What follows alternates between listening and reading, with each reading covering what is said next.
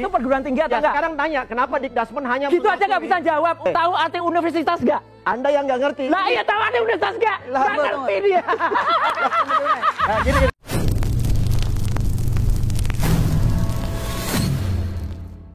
Halo guys, balik lagi bareng aku Arisa. Apa kabar semua hari ini? Semoga selalu sehat ya. Yang terpenting jaga selalu kesehatannya ya teman-teman.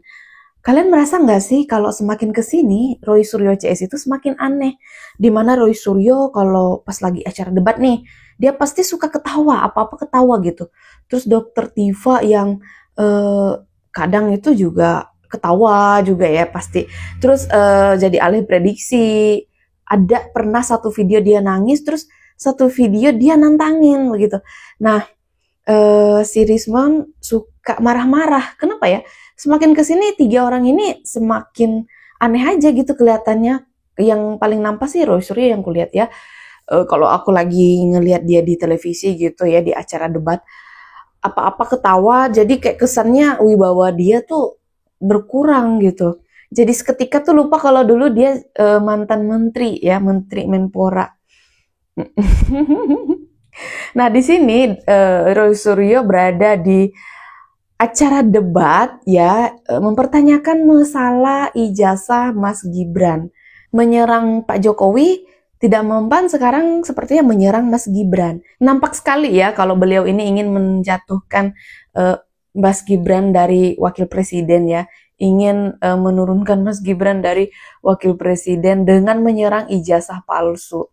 Metode yang sama digunakan pada Pak Jokowi ya. Menyerang ijazah Pak Jokowi palsu, sekarang menyerang ijazah Mas Gibran palsu. Nah, di sini ada Ina Lim ya yang terpaksa harus melawan karena penyesatan Roy Suryo CS yang semakin menyebar. Untuk videonya kita coba simak berikut ini. Saya nggak rela orang Indonesia dibohongi orang nggak logis ini. Kalau manusia seperti ini, SMA kok disetarakan universitas, logika mana ini loh? Itu perguruan tinggi atau enggak? Sekarang tanya, kenapa Dikdasmen hanya gitu aja nggak bisa jawab? Tahu arti universitas nggak? Anda yang nggak ngerti. Lah iya tahu arti universitas nggak? Nggak ngerti dia. Nah, gini. Ya sebetulnya saya ogah ya ikut-ikutan komen dalam isu ijazah palsu karena ini jelas ranah politis. Tapi ketika Pak Roy Suryo mempertanyakan ini logikanya di mana, dan ini kebetulan memang ranah saya merasa perlu meluruskan. Karena penyesatan yang dikampanyekan terus-terusan itu lama-lama menjadi seolah kebenaran. Saya sudah 24 tahun berkecimpung di dunia pendidikan internasional dan saat ini menjadi penasehat senior pendidikan lintas negara atau istilahnya transnational education. Sebelumnya saya juga pernah bekerja 9 tahun di Universitas Australia. Begini jelasinnya Pak Roy ya, ijazah SMA Indonesia ataupun negara lain tidak selalu diakui setara dengan SMA di Australia.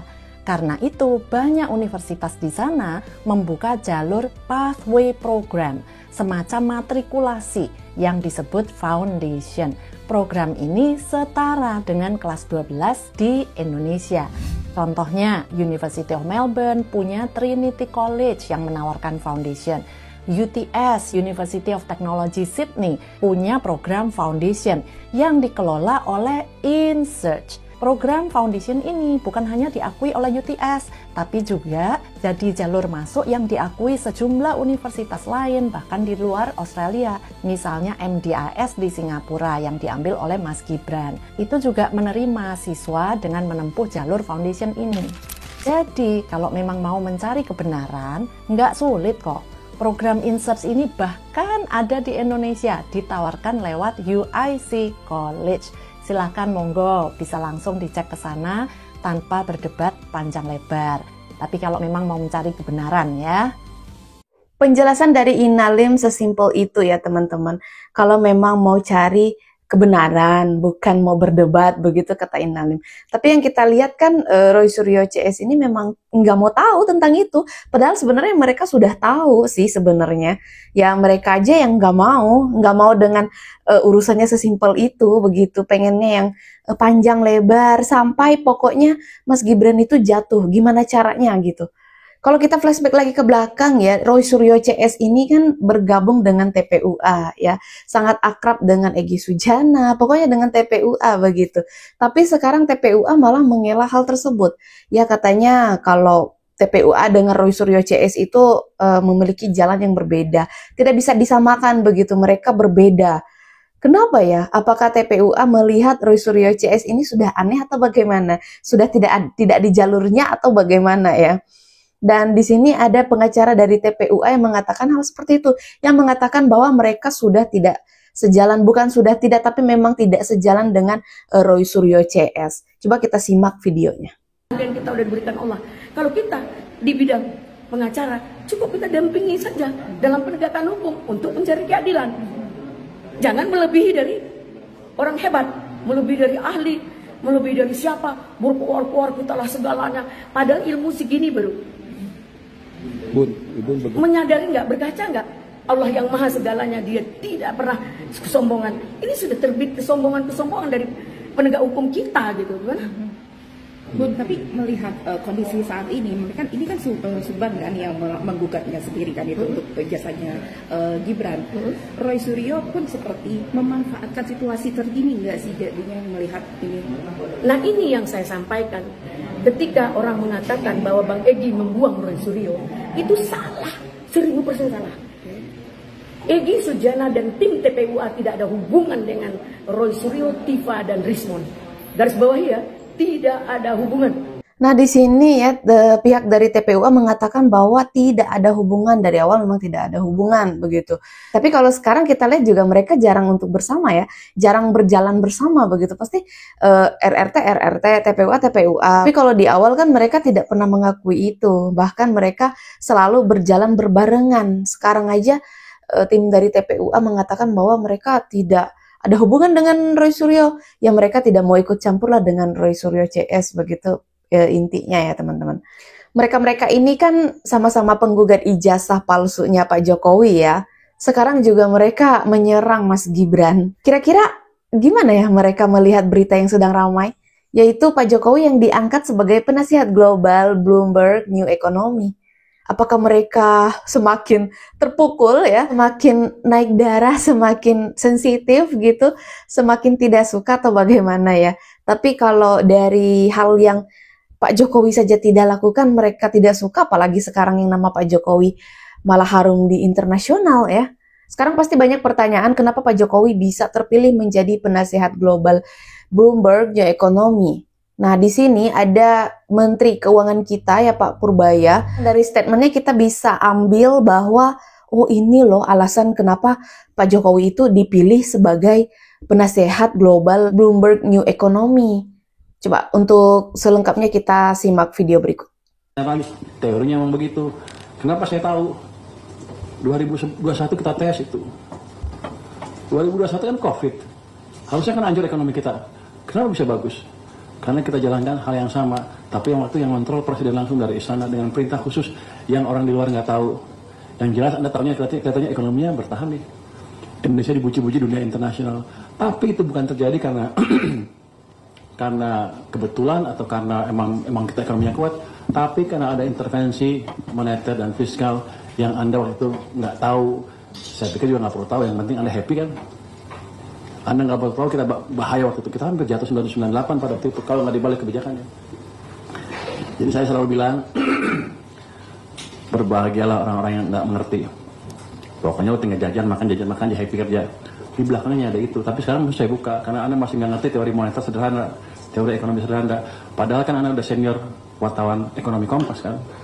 Anda mesti mulai belajar itu dan ajarkan ke penduduk kita, ke pembaca Anda. Dari video singkat ini ya, statement dari Pak Purbaya ini kita tahu bahwa Pak Jokowi itu memang mengontrol langsung perjalanan ekonomi Indonesia, apalagi pas saat COVID kemarin ya. Nah itu yang membuat Pak Jokowi itu dinilai bagus di internasional, dinilai mampu untuk mengontrol ekonomi. Nah maka dari itu Pak Jokowi terpilih sebagai penasehat global Bloomberg New Economy. Jadi ada alasannya ya teman-teman, semuanya ada alasannya kenapa bisa menjadi tokoh internasional, mengapa bisa dipilih sebagai penasehat global begitu. Ya kita tahu Pak Jokowi itu kan tidak banyak bicara ya, orangnya ya kalem begitu, ya bicara secukupnya. Tapi beliau kalau dalam hal bekerja itu memang tidak mampu untuk dilawan ya. Di sini juga ada Rocky Gerung nih yang tiba-tiba kabur aja gitu dari ruang debat. Apakah beliau merasa kalah debat atau bagaimana?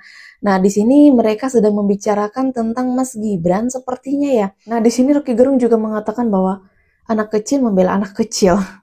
Kenapa Rocky Gerung mengatakan Mas Gibran itu anak kecil? Ya karena memang beliau sudah tua. Ya tua dong umurnya dari Mas Gibran. Makanya Rocky Gerung mengatakan bahwa Mas Gibran ini anak kecil gitu. Tapi balik lagi namanya juga kurang sreg begitu ya. Ya begitulah. Apapun ya pasti dikatain begitu ya. Anak kecil membela anak kecil begitu. Ya Rocky Gerung mengatakan Mas Gibran anak kecil ya memang. Mas Gibran kan memang masih kecil, ya muda gitu dari Rocky Gerung, makanya dibilang anak kecil. Untuk video selengkapnya kita simak video berikut. Anak kecil harus membela anak kecil gitu. Dan terlalu kecil keterangan itu tuh, bukan kecil, dangkal gitu. Yuk bayangin ya, rakyat Italia hari ini mendemo pemerintahnya, presidennya. Tapi presidennya kan bukan koruptor gitu. Juga bukan pelanggar hak asasi manusia tuh. Tetapi sifat keraguan-raguan dari Perdana Menteri Italia terhadap kasus Palestina itu yang bikin rakyat marah. Palestina sekarang buka kedutaannya di London. Dunia ada di dalam ide yang lagi rekonfigurasi, realignment tuh. Dan Anda ngomong tentang hal yang itu tuh relawan ini apa poinnya itu? Buat kita yang berupaya untuk membaca politik itu di dalam dimensi universal tentang apa sebenarnya yang terjadi, human diversity, human dignity-nya, dan Anda masih membela sesuatu yang sangat teknis itu. Ini kenapa saya bosan begini-beginian? Karena nggak ada subjek yang bisa diuji dalilnya untuk membaca Indonesia bagian dari sejarah dunia. Gak ada sejarah Indonesia. Yang ada Indonesia bagian dari sejarah dunia. Indonesia menyumbang di situ, dia bagian dari yang dia sumbangkan tuh. Jadi kita kehilangan ide untuk bicara politik gitu. Bahkan saya bikin semacam thought eksperimen bahwa Gibran akan angkat bapaknya jadi wakil presidennya, sehingga Presiden Gibran, wakil presiden Jokowi itu nggak mungkin terjadi, nggak ada etiknya. Kalau ada etiknya dari awal Gibran nggak jadi wakil presiden. Nggak ada di dalam sejarah. Dari zaman Kaisar Nero muncul Caligula, Louis XVI, Henry VII, sampai Puyi, semua itu yang terjadi, tuan-tuan. Itu pakai otak dong tuh, baca sejarah dunia tuh. Studi yang dalam supaya kita analisis itu sesuatu yang ada mutunya walaupun terlihat dangkal tapi bermutu itu. Mungkin saya sedikit. Dia sedikit. Enggak. Mungkin kawan-kawan ini mau mengatakan demokrasi kita ini dengan sendirinya akan menghambat kemungkinan situasi itu terjadi gitu. Gini ya. Di dalam sejarah Yunani itu ada seorang perempuan namanya Cassandra.